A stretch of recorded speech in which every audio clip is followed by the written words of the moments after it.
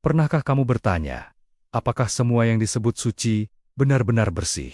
Bagaimana jika seorang wali justru dikenal lewat darah yang ia tumpahkan? Bagaimana jika demi kebenaran seseorang harus menjadi pembunuh? Di video ini kita akan masuk ke sisi paling gelap dari seorang tokoh legendaris. Bima Werkudara Satria yang dipuja, namun ditakuti penegak dharma yang tak pernah ragu membunuh. Sebelum kita mulai, aku doakan siapapun kamu yang sudah klik video ini, semoga dimurahkan rezekinya, dilapangkan urusannya, dan diberi ketenangan dalam hidupnya. Kalau kamu mengaminkan doa ini, tulis amin di kolom komentar, biar doa baik ini jadi doa bersama. Dan kalau kamu suka cerita gelap penuh makna tentang sejarah mitologi dan sisi tersembunyi manusia, dukung channel ini dengan klik subscribe, tenang saja gratis, tapi dampaknya besar.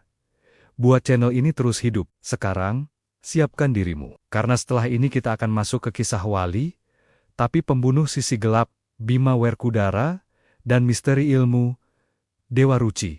Mereka menyebutnya Satria Suci, penegak kebenaran, tangan kanan Dharma. Namun tanah yang ia pijak selalu basah oleh darah. Namanya Bima Werkudara. Tak ada jeritan yang cukup panjang untuk menghentikan langkahnya. Tak ada permohonan yang cukup tulus untuk melunakkan tinjunya. Saat ia maju ke medan laga, kematian tak lagi bertanya siapa yang benar dan siapa yang salah. Kematian hanya mengikuti Bima. Ia tidak berperang seperti satria lain. Ia tidak ragu. Ia tidak menimbang. Ia tidak berdoa panjang sebelum menghancurkan tulang lawan. Ketika yang lain masih berpikir, Bima sudah memutuskan. Ketika yang lain masih berharap damai, Bima sudah mematahkan leher musuhnya. Dan anehnya, dunia menyebut itu suci. Atas nama Dharma, ia membunuh. Atas nama keadilan, ia menghabisi. Namun, siapa yang berani bertanya, apakah Dharma pernah meminta darah sebanyak itu? Di medan perang, tubuh bergelimpangan seperti daun gugur. Tidak ada wajah yang tak dikenalnya. Tidak ada jeritan yang asing. Semua pernah memanggil nama ibu mereka. Semua pernah berharap pulang. Tapi Bima tidak berhenti. Tangannya bergerak seperti mesin tua yang tak mengenal belas kasihan. Ada satria yang gemetar saat pedangnya menembus tubuh lawan. Ada yang menutup mata. Ada yang menangis setelah kemenangan. Bima tidak melakukan semua itu. Ia berdiri tegak, napasnya stabil, matanya kosong. Seolah yang baru saja mati bukan manusia, melainkan sekadar rintangan. Maka bisik-bisik pun lahir, bahwa Bima bukan hanya manusia. Bahwa ada sesuatu yang salah dalam dadanya. Bahwa mungkin ia tidak sekadar membela kebenaran. Mungkin ia menikmati kehancuran, namun tak seorang pun berani mengatakannya dengan suara keras. Karena Bima adalah perisai terakhir. Senjata paling jujur. Ketika dunia runtuh, hanya dia yang tetap berdiri. Dan dunia lebih memilih dilindungi oleh monster daripada hancur bersama keraguan. Malam hari, ketika api unggun mulai padam, dan para satria tertidur dengan mimpi buruk mereka masing-masing, Bima tetap terjaga. Ia menatap tangannya sendiri. Tangan yang sama, yang dipuja dan ditakuti. Tangan yang telah memutus lebih banyak nyawa daripada yang bisa ia hitung. Ia tidak menyesal. Setidaknya, ia pikir begitu.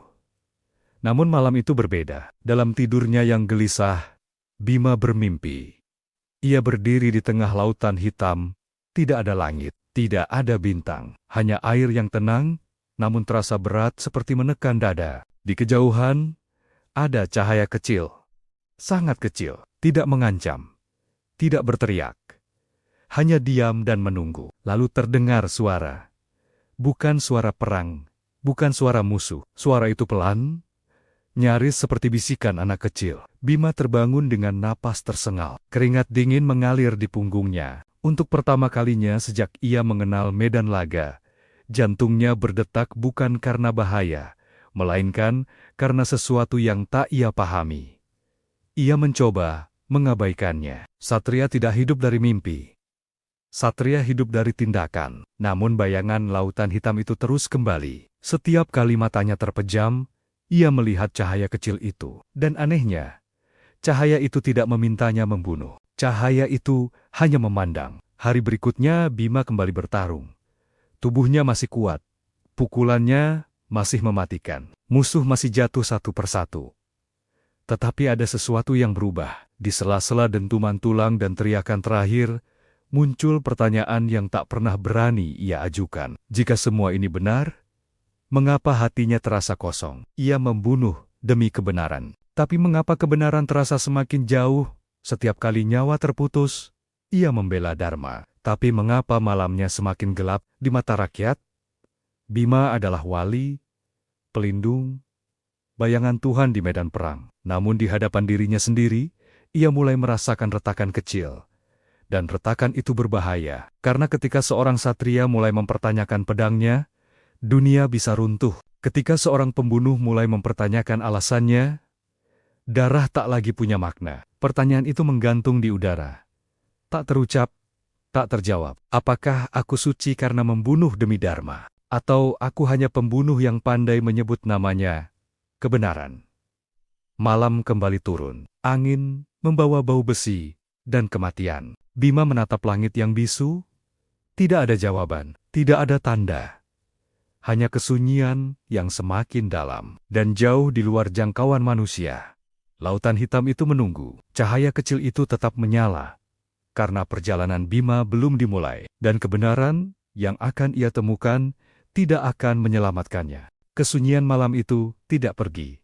Ia menetap, menempel di dada Bima, seperti kabut yang enggan terangkat. Api unggun telah lama padam. Namun, pertanyaan di kepalanya justru semakin terang. Untuk pertama kalinya, ia tidak terbangun oleh suara perang, melainkan oleh pikirannya sendiri. Bima bangkit perlahan. Tanah masih dingin. Bau darah belum sepenuhnya hilang. Ia memejamkan mata, mencoba mengingat wajah-wajah yang telah ia bunuh. Tidak ada rasa bersalah. Tidak ada penyesalan. Yang ada hanya kehampaan. Dan kehampaan itu lebih menakutkan daripada rasa takut. Sejak kecil, Bima diajari satu hal. Dharma tidak boleh ragu. Dharma harus ditegakkan dengan tangan yang kuat, dan ia adalah tangan itu. Selama ini, keyakinan itu cukup. Ia hidup di dalamnya. Ia membunuh di dalamnya. Namun kini, keyakinan itu terasa seperti dinding rapuh yang mulai retak dari dalam. Di siang hari, sorak kemenangan kembali menggema. Rakyat memuja namanya. Mereka bersujud saat Bima lewat. Mereka menyebutnya pelindung, penjaga kebenaran. Tidak ada yang melihat kegelisahan di balik matanya. Tidak ada yang berani menatap terlalu lama. Para satria lain mulai menjauh. Bukan karena benci, melainkan karena takut. Takut pada kekuatan yang tak lagi mereka pahami. Takut pada seseorang yang bahkan tidak takut pada dirinya sendiri. Dalam diam, mereka bertanya-tanya, apakah Bima masih manusia, atau telah berubah menjadi sesuatu yang lain? Bima merasakan itu. Ia merasakan jarak yang tumbuh di sekelilingnya. Dulu, jarak itu adalah tanda hormat. Kini, jarak itu terasa seperti pengasingan. Malam kembali datang. Dan mimpi itu datang lagi. Lautan hitam, tanpa gelombang, tanpa angin. Cahaya kecil itu kini lebih dekat. Tidak bersinar terang, namun cukup untuk membuat Bima melihat bayangannya sendiri di permukaan air. Bayangan itu tampak besar. Terlalu besar. Seperti raksasa yang menutupi dirinya yang sebenarnya. Suara itu kembali terdengar. Pelan, tenang, tanpa ancaman. Bima mencoba bertanya. Namun tidak ada suara keluar dari mulutnya. Hanya dadanya yang terasa sesak. Cahaya kecil itu tidak menjawab. Ia hanya membuka jalan. Jalan yang mengarah ke dalam dirinya sendiri. Bima terbangun dengan teriakan tertahan. Nafasnya berat. Tangannya gemetar. Ini bukan mimpi biasa. Ini bukan gangguan tidur seorang satria lelah. Ada sesuatu yang memanggilnya. Sesuatu yang tidak meminta darah. Keesokan harinya, ia dipanggil menghadap guru. Sosok tua yang selama ini ia patuhi tanpa bantahan. Mata sang guru menatapnya lama. Terlalu lama. Seolah melihat sesuatu yang bahkan Bima sendiri belum berani lihat. Guru itu tidak menegur. Tidak memuji. Hanya berkata bahwa Bima telah berjalan terlalu jauh di jalan luar, bahwa kekuatan tanpa pengenalan diri akan melahirkan kehancuran, bahwa sudah waktunya Bima mencari ilmu yang tidak bisa diperoleh di medan perang. Ilmu Dewa Ruci. Nama itu jatuh di telinga Bima seperti gema dari mimpinya. Dadanya bergetar, ia tidak tahu apa itu. Tidak tahu di mana mencarinya. Namun, tubuhnya merespons sebelum pikirannya sempat menolak. Seolah panggilan itu telah lama menunggu saat yang tepat. Guru itu berkata bahwa tidak ada peta, tidak ada jaminan kembali. Banyak yang mencoba, tidak satu pun pulang. Ilmu itu bukan untuk menambah kekuatan, melainkan untuk meruntuhkan segala yang selama ini Bima anggap sebagai dirinya. Bima tidak bertanya, tidak membantah, ia hanya mengangguk. Keputusan itu membuat semua orang terdiam. Mereka tidak mengerti mengapa senjata terkuat harus pergi saat perang belum usai. Mereka tidak tahu bahwa perang terbesar Bima tidak lagi berada di luar sana. Malam terakhir sebelum keberangkatan, Bima duduk sendirian. Ia menatap langit yang sama yang selalu ia tatap sebelum bertempur. Namun kali ini, tidak ada strategi, tidak ada rencana membunuh, hanya kesadaran bahwa ia akan meninggalkan sesuatu di belakang. Bukan senjatanya, bukan medan perang, melainkan keyakinan bahwa dirinya selalu benar. Angin berhembus pelan. Untuk sesaat, Bima merasa kecil. Perasaan yang asing, perasaan yang hampir ia lupakan. Dan di kejauhan, di luar jangkauan mata manusia, lautan hitam itu bergolak pelan, seolah tahu bahwa tamunya akhirnya bergerak mendekat. Perjalanan ini bukan tentang kemenangan, bukan tentang musuh, ini tentang seorang wali yang mulai curiga bahwa kesuciannya dibangun di atas darah, dan seorang pembunuh yang perlahan menyadari bahwa kekuatan terbesarnya mungkin adalah kebohongan terbesarnya. Langkah pertama telah diambil, dan tidak ada jalan kembali. Pagi itu Bima pergi tanpa perpisahan. Tidak ada sorak, tidak ada restu yang diucapkan keras. Hanya langkah berat yang menjauh dari medan perang, menuju arah yang bahkan para dewa enggan sebutkan. Ia meninggalkan tanah yang mengenal namanya, menuju wilayah yang tidak mengenal siapapun. Perjalanan itu sunyi, terlalu sunyi bagi seseorang yang hidup dari denting senjata dan teriakan kematian. Hutan-hutan dilewati tanpa perlawanan. Binatang buas menyingkir seolah mengenali sesuatu yang lebih buas dalam diri Bima. Namun justru di kesunyian itulah pikirannya menjadi gaduh. Ia mulai mendengar kembali suara itu. Tidak selalu jelas, tidak selalu dekat. Kadang hanya seperti getaran di dada, kadang seperti bisikan yang tak membentuk kata, tapi selalu ada, selalu menuntunnya menjauh dari jalan yang masuk akal. Hari berganti hari.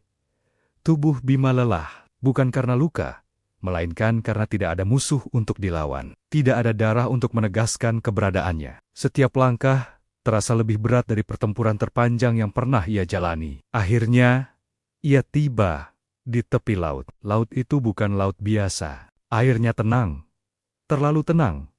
Tidak berkilau, tidak bergelombang, seperti permukaan cermin hitam yang menunggu untuk ditatap terlalu lama. Angin berhenti di sana, burung tidak terbang melintasinya, seolah dunia memilih untuk berakhir di tepi itu. Inilah tempat yang dimaksud guru tua itu, tempat di mana banyak yang datang dan tidak pernah kembali. Bima berdiri lama, ia menatap air yang gelap. Tidak ada perahu, tidak ada penunjuk jalan.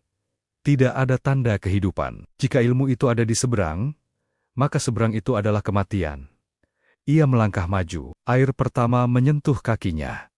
Dingin.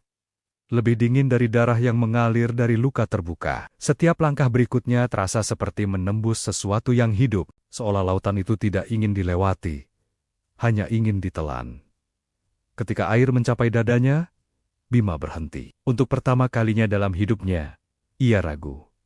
Bukan ragu akan kemampuannya, bukan ragu akan keberanian, melainkan ragu akan niatnya sendiri. Apa yang ia cari sebenarnya? Ilmu, penebusan, atau alasan baru untuk terus membunuh? Jawaban tidak datang. Lautan tidak berbicara, ia hanya membuka mulutnya lebih lebar. Bima melangkah lagi, air menelan tubuhnya, nafasnya terhenti. Dunia di atas menghilang, tidak ada cahaya, tidak ada suara, hanya tekanan yang memeluk tubuhnya dari segala arah. Ia tenggelam. Dalam kegelapan itu, kenangan muncul satu persatu, wajah-wajah yang pernah ia bunuh, tangan-tangan yang terulur sebelum dihancurkan. Mata-mata yang terbelalak saat nyawa pergi. Semua datang tanpa kemarahan, tanpa teriakan. Hanya hadir, menatap Bima ingin menepisnya. Ingin memukul bayangan itu seperti musuh. Namun, tangannya berat. Tubuhnya lambat. Di sini, kekuatan tidak berarti apa-apa. Saat itulah cahaya kecil itu muncul. Sama seperti dalam mimpinya. Kecil, tenang, tidak mengancam.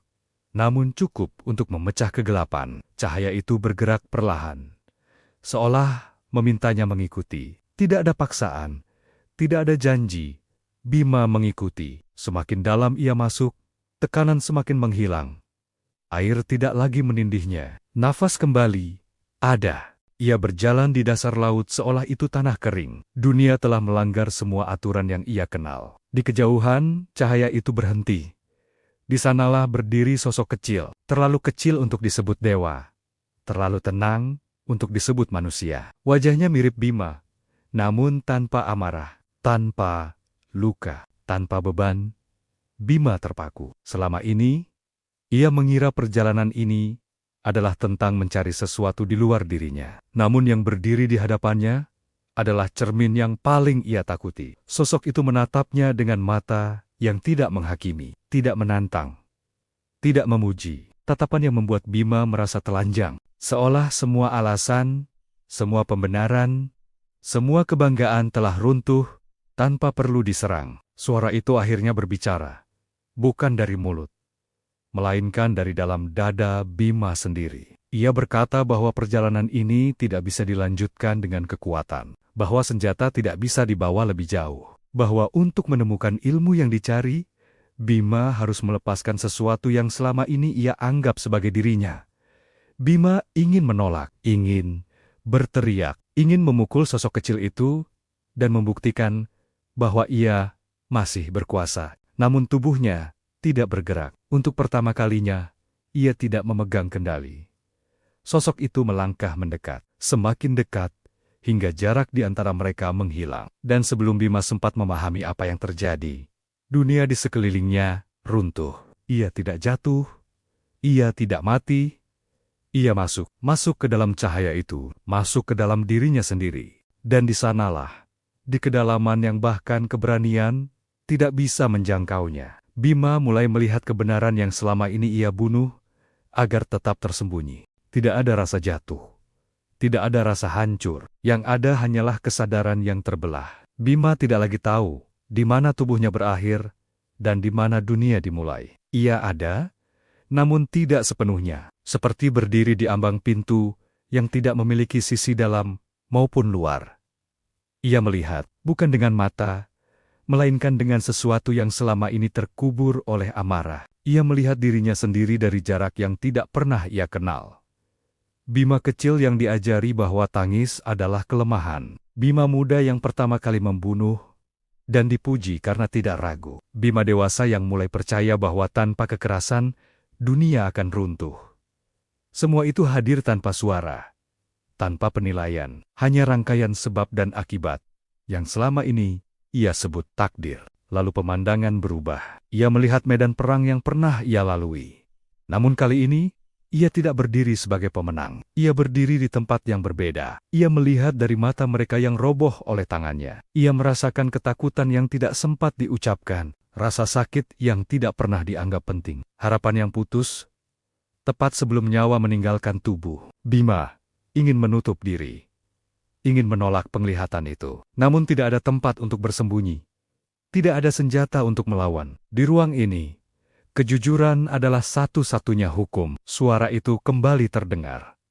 Lebih jelas dari sebelumnya. Lebih dekat. Suara yang selama ini ia dengar sebagai bisikan kini berbicara tanpa ragu. Suara itu berkata bahwa kebenaran tidak selalu lahir dari kemenangan. Bahwa Dharma tidak pernah meminta pembantaian tanpa kesadaran. Bahwa apa yang dilakukan Bima mungkin perlu, namun cara ia melakukannya telah membentuk bayangan yang semakin besar. Bima ingin membela diri. Ia ingin berkata bahwa semua itu demi kebaikan, demi keseimbangan, demi dunia yang lebih aman. Namun kata-kata itu runtuh bahkan sebelum terbentuk. Karena di hadapan kesadaran ini, alasan hanyalah lapisan tipis yang menutupi ketakutan terdalam. Ketakutan untuk tidak lagi dibutuhkan. Ketakutan untuk tidak lagi menjadi apa-apa tanpa kekuatan. Ia menyadari sesuatu yang menggetarkan.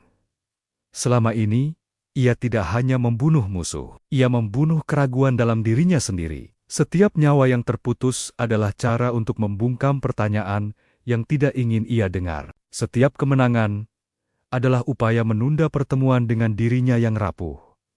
Cahaya di sekelilingnya meredup. Bima merasa seperti tenggelam lagi. Namun kali ini, yang menenggelamkannya bukan air, melainkan pengertian. Ia melihat sosok kecil itu kembali.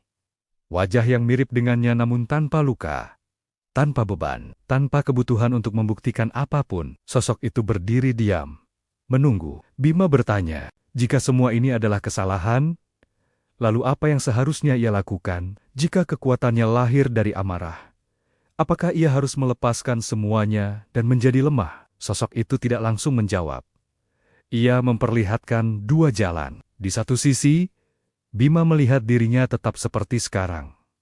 Tetap kuat, tetap ditakuti, tetap menjadi senjata yang dibutuhkan dunia. Namun bayangan di belakangnya semakin besar, semakin gelap. Dan suatu hari, bayangan itu akan mengambil alih sepenuhnya. Di sisi lain, Bima melihat dirinya tanpa amarah, tanpa dorongan untuk menghancurkan. Ia masih bertarung, namun setiap pukulan terasa berat. Setiap keputusan menyakitkan. Ia tidak lagi dipuja, tidak lagi ditakuti. Ia menjadi manusia yang harus hidup dengan beban kesadaran penuh. Tidak ada jalan yang benar-benar bersih. Suara itu akhirnya berkata bahwa ilmu Dewa Ruci bukanlah anugerah. Ia adalah beban. Pengetahuan bahwa tidak ada tangan yang benar-benar suci ketika memegang kekuasaan atas hidup orang lain. Pengetahuan bahwa menjadi wali berarti bersedia menanggung dosa tanpa bersembunyi di balik nama Dharma. Bima merasakan sesuatu runtuh di dalam dirinya. Bukan kekuatan, bukan keberanian, melainkan kebanggaan yang selama ini ia anggap sebagai jati diri. Ia mengerti sekarang mengapa banyak yang tidak kembali dari tempat ini. Karena tidak semua orang sanggup hidup setelah melihat dirinya sendiri tanpa topeng. Cahaya itu mulai menyatu dengannya. Tidak lagi terpisah, tidak lagi berjarak. Bima merasakan kehadiran yang asing, namun akrab. Seolah ada ruang baru di dadanya. Ruang untuk diam, ruang untuk menahan diri, ruang untuk bertanya sebelum menghancurkan. Namun bersama ruang itu, hadir juga ketakutan yang lebih dalam. Karena ketika seseorang tahu betul apa yang ia lakukan, setiap tindakan menjadi lebih berat. Setiap tetes darah menjadi tanggung jawab yang tak bisa dialihkan pada siapapun. Suara itu berkata bahwa perjalanan belum selesai, bahwa pemahaman ini harus diuji di dunia nyata, di medan perang yang sama, di hadapan pilihan yang sama. Cahaya perlahan memudar. Tekanan kembali terasa, air kembali mengelilingi tubuhnya. Namun kali ini, Bima tidak melawan. Ia membiarkan dirinya dibawa kembali. Sebelum semuanya gelap, satu kalimat terakhir tertanam di dalam kesadarannya. Kesucian bukan tentang tangan yang bersih. Kesucian adalah keberanian untuk mengetahui betapa kotornya tanganmu dan tetap memilih dengan sadar. Dan dengan itu, Bima bergerak kembali menuju dunia yang menunggunya. Dunia yang akan menuntut bukti, dunia yang akan memaksanya menjawab satu pertanyaan yang tak lagi bisa ia hindari. Apakah ia masih bersedia membunuh setelah benar-benar memahami harga dari setiap nyawa? Bima terbangun di tepi laut saat fajar hampir mati. Tubuhnya terbaring di pasir basah. Air asin menempel di kulitnya, seperti sisa mimpi yang belum sepenuhnya pergi. Laut di hadapannya kembali menjadi laut biasa, bergelombang, bersuara, seolah tidak pernah membuka rahasia apapun.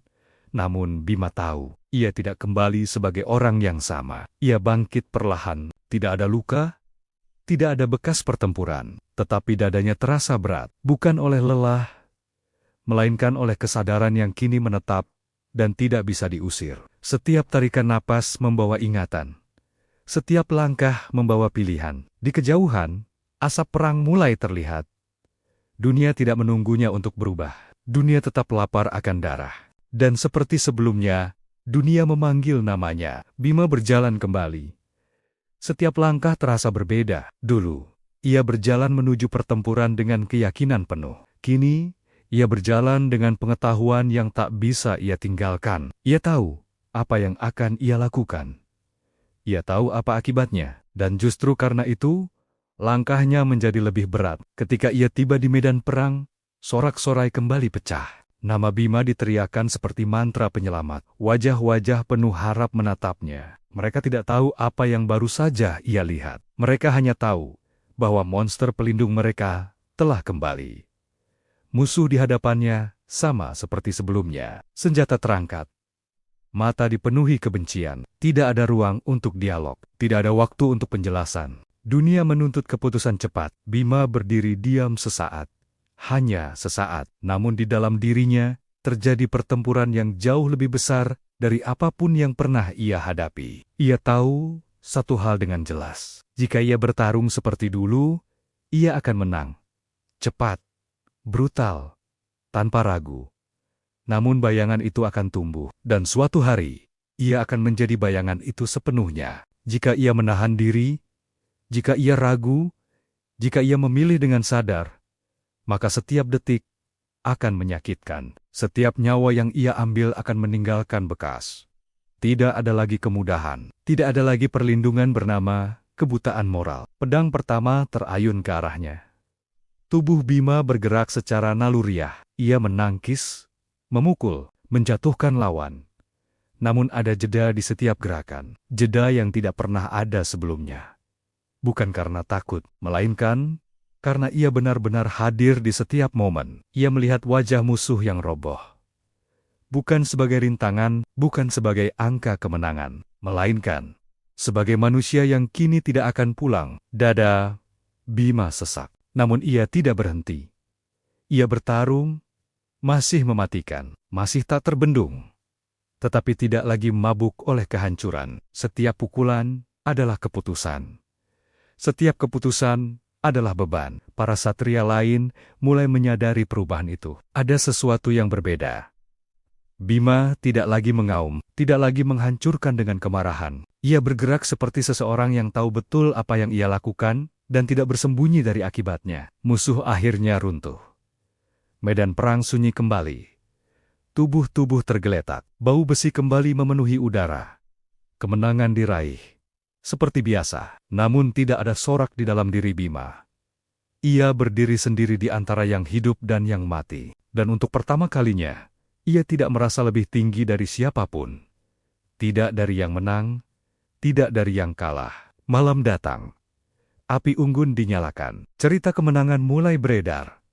Nama Bima kembali diagungkan, namun ia menjauh. Duduk sendiri, menatap tangannya yang gemetar halus. Ia akhirnya mengerti, ilmu yang ia bawa pulang bukanlah kekuatan baru, melainkan ketidaknyamanan yang abadi. Kesadaran bahwa tidak ada jalan yang bersih. Bahwa menjadi wali berarti menerima noda tanpa berpura-pura suci. Bahwa menjadi pelindung berarti siap memikul dosa yang tidak bisa dibagi.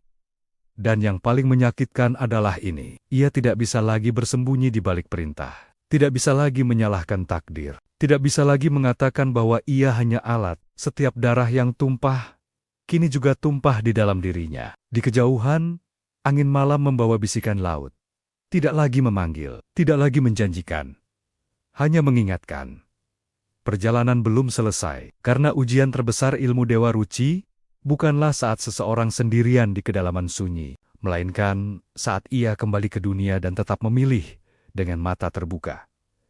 Bima menatap gelap malam. Ia tahu, suatu hari nanti, dunia akan kembali menuntut lebih banyak darah. Dan ketika hari itu tiba, tidak ada mimpi atau cahaya kecil yang akan menemaninya.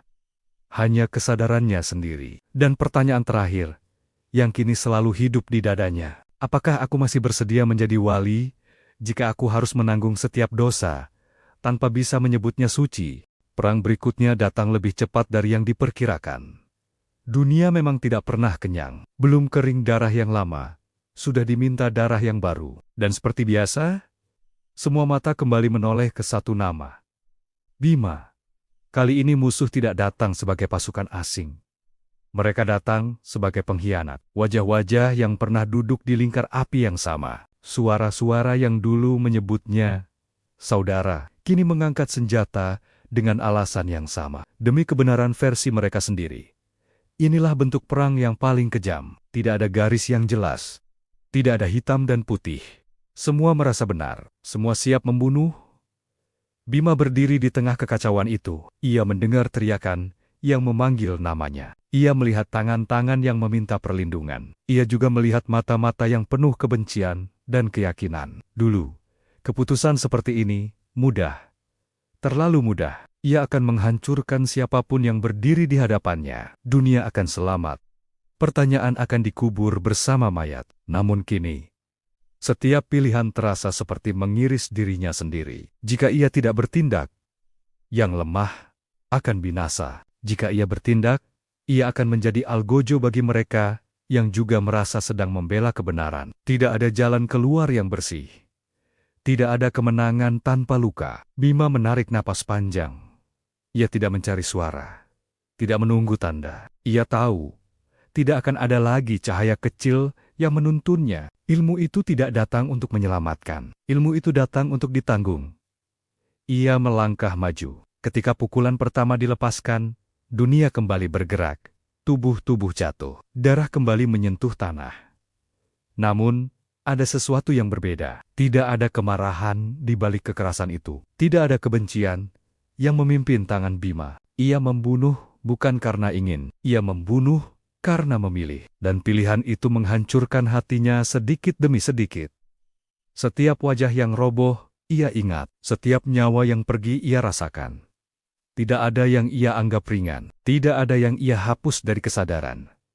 Ia membawa semuanya bersamanya. Pertempuran akhirnya usai. Seperti semua pertempuran lain, yang hidup, tetap hidup. Yang mati, tetap mati. Dunia kembali berdiri di atas tumpukan korban. Semua orang bersorak. Mereka selamat. Mereka menang. Bima tidak ikut bersorak. Ia berdiri sendirian di tengah medan yang sunyi. Darah menempel di tubuhnya. Bukan hanya di kulit, tetapi di dalam. Ia tahu mulai hari itu, ia tidak akan pernah benar-benar bebas dari semua wajah yang telah ia pilih untuk diakhiri. Seseorang mendekat dan menyebutnya wali, penjaga, penyelamat. Bima menoleh. Tatapannya tenang, namun di dalamnya tidak ada kebanggaan. Ia akhirnya mengerti makna yang selama ini luput. Kesucian bukan tentang tidak berdosa. Kesucian adalah tidak berbohong pada diri sendiri tentang dosa itu. Ia tidak menolak sebutan wali, namun ia tidak lagi mempercayainya. Ia tahu dirinya bukan cahaya. Ia adalah manusia yang berdiri di antara kehancuran dan keteraturan. Dan seseorang yang berdiri di sana pasti akan ternodai. Malam turun perlahan, angin berhembus, membawa bau kematian yang akrab. Bima duduk sendiri, menatap tangannya yang kini terasa berat selamanya. Ia tidak mencari pengampunan, tidak mencari pembenaran. Ia hanya menerima bahwa selama dunia membutuhkan kekerasan untuk bertahan, seseorang harus cukup berani untuk memikul akibatnya tanpa menyebut dirinya suci. Dan jika suatu hari nanti, dunia menyebut namanya dengan ketakutan atau pujian, itu tidak lagi penting. Yang penting hanyalah satu hal, bahwa setiap langkah yang ia ambil adalah pilihannya sendiri. Bahwa setiap nyawa yang ia ambil tidak pernah ia lupakan. Di kejauhan, lautan berkilau di bawah cahaya bulan. Tidak hitam, tidak memanggil. Hanya ada seperti pengingat bahwa kedalaman sejati tidak selalu gelap. Kadang ia hanya sunyi dan jujur. Bima menutup mata. Ia bukan dewa. Ia bukan iblis. Ia adalah wali yang berdarah. Dan pembunuh yang sadar. Dan mungkin, di dunia yang seperti ini, itu adalah satu-satunya bentuk kesucian yang masih mungkin.